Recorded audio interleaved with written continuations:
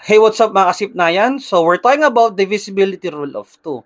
Any number that ends in digit 0, 2, 4, 6, and 8 is divisible by 2. Ibig sabihin, basta nagtatapos sa mga number na nabanggit, na mga yan guys, we have 0, 2, 4, 6, and 8. Lahat po sila guys ay even numbers. Ibig sabihin, sila po ay divisible ng 2. Let's have example. We have number 1, 108, that's a yes, it ends in 8.